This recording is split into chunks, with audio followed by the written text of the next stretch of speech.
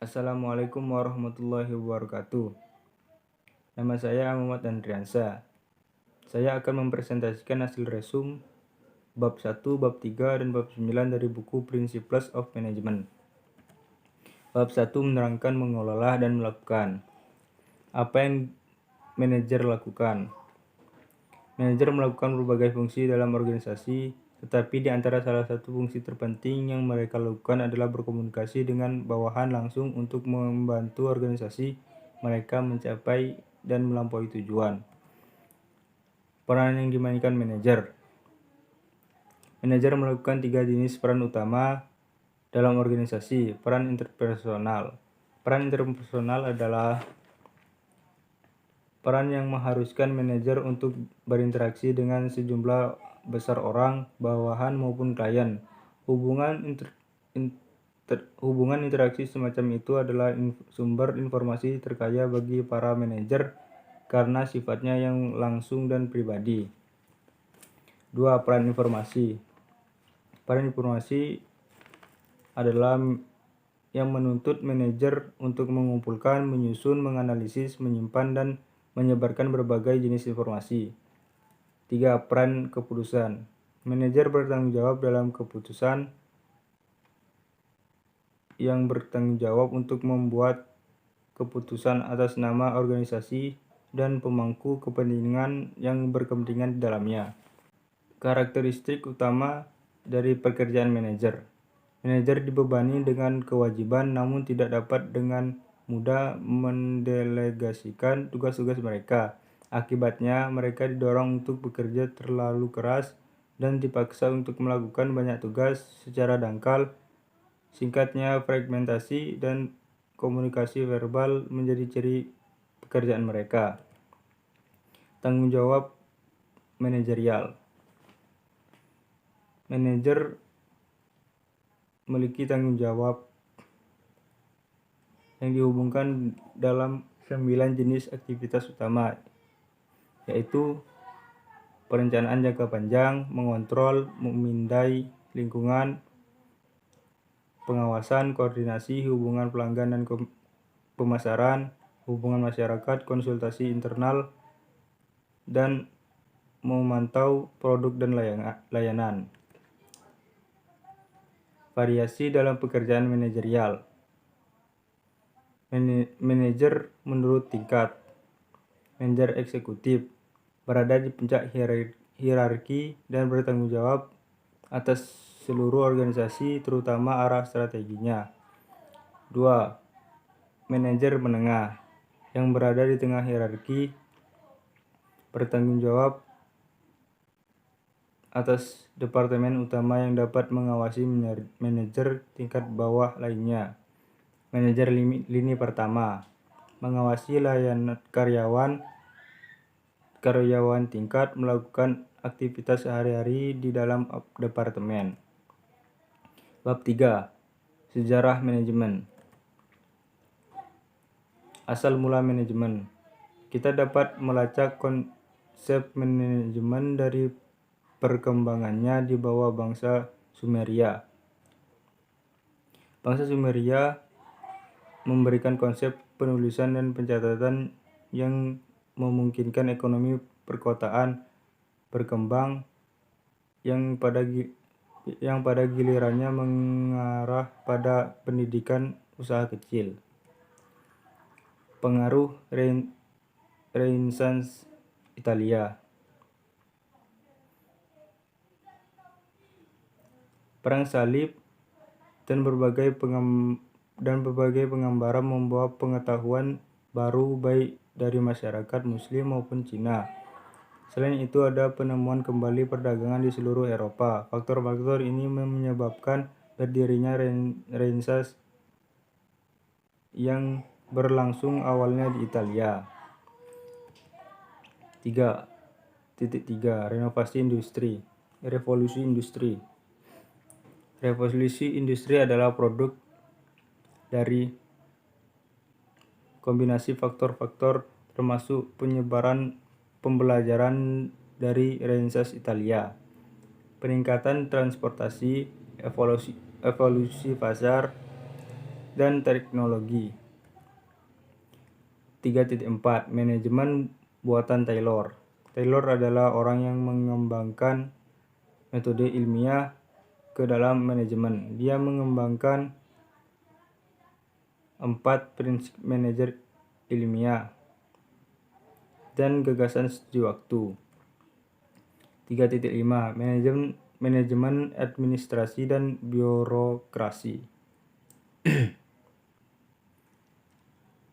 Teori administrasi Fayol adalah pernyataan umum pertama tentang teori manajemen. Dia menekankan perlunya tindakan kolektif dan visi manajemen puncak. 3.6 Gerakan hubungan manusia. Elton Mayon mencatat pesan motivator dan sikap non-moneter dalam hal tempat kerja. Bernard mengembangkan gagasan tentang zona ketidakpedulian. Follett mengembangkan cara untuk menyelesaikan konflik tanpa menggunakan kompromi atau dominasi.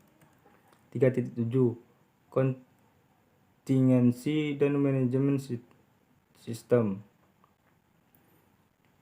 Manajemen sistem mengembangkan konsep bahwa manajemen adalah sistem terbuka di mata organisasi berinteraksi dengan lingkungan untuk mendapatkan sumber daya.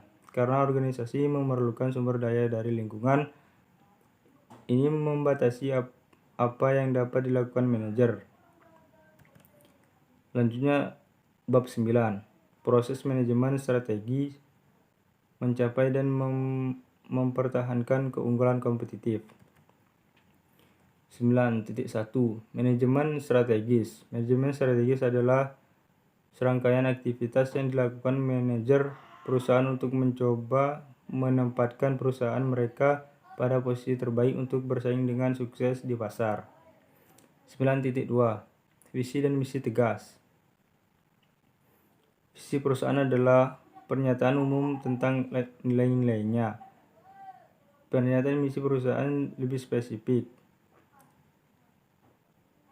Pernyataan misi mengambil alasan dari pernyataan visi dan memberikan gambaran luas tentang bagaimana perusahaan dan mencoba membuat visinya menjadi kenyataan.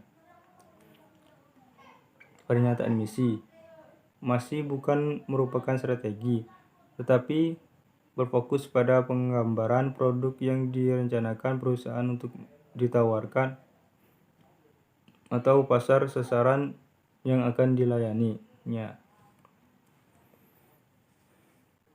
9.3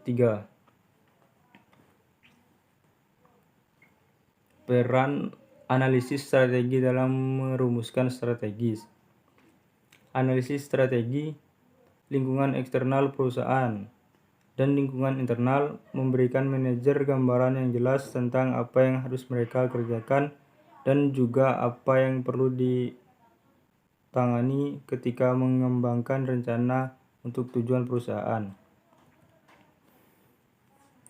9.4 Tujuan strategis dan tingkatan strategis. Tujuan strategis adalah tujuan gambaran besar bagi perusahaan. Mereka menggambarkan apa yang akan dilakukan perusahaan untuk mencoba memenuhi misinya. Strategi tingkat bisnis adalah kerangka kerja yang digunakan perusahaan untuk mengatur aktivitas dan dikembangkan oleh manajer puncak perusahaan. 9.5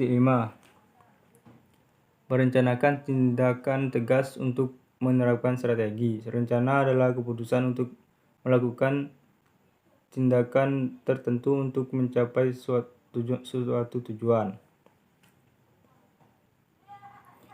Perencanaan adalah kombinasi dari memutuskan apa yang perlu dilakukan, mencari tahu bagaimana melakukannya, menerapkan peran kepada orang-orang yang memberi mereka sumber daya dan untuk menyelesaikan tugas mereka dan mengawasi pekerjaan untuk memastikan itu dilakukan dengan benar dan tepat waktu. Perencanaan strategi adalah tanggung jawab kepemimpinan perusahaan CEO Sementara manajer unit atau divisi pengambilan rencana luas CEO dan memfokuskan agar lebih sesuai untuk unit mereka sendiri.